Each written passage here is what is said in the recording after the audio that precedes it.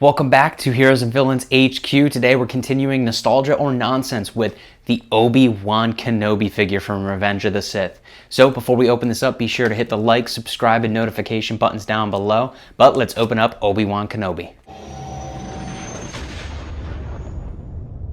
Alright, starting with the classic Revenge of the Sith packaging for this figure. This is definitely one of the first figures in the line. Funny enough, this is actually number 1. So this was the first mainline Revenge of the Sith figure released. Obviously you have the photo of Obi-Wan Kenobi here. This is the slashing attack version, so you're going to be able to push his legs together and it's going to move his torso and arms to dual. So that's really awesome. For the back, you have your classic checklist here for figures 1 through 12. Another look at the character there, and then the description of Kenobi.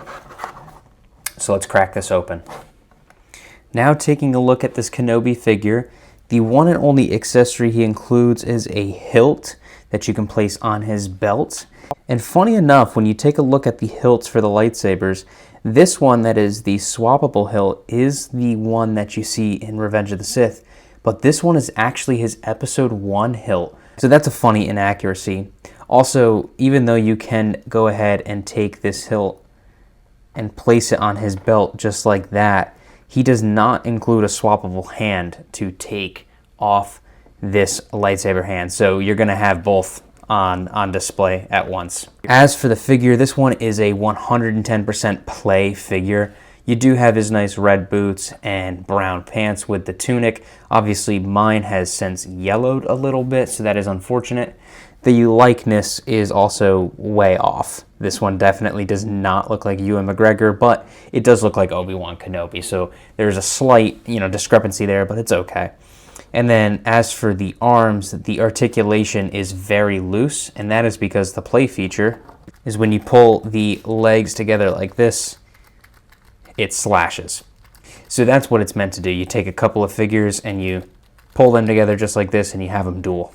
And I had both this figure and the Anakin slashing attack figures when I was a kid, and I have fond memories playing with these. This feature is a really simple but effective and fun feature that really gets across the lightsaber dueling effect.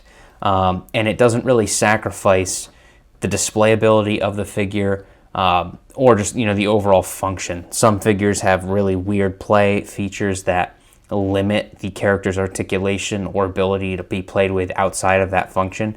In terms of this character, you can still pose him up, with both hands on the lightsaber, just like that. You can have him standing, you can have him among your other Jedi, and it won't look off.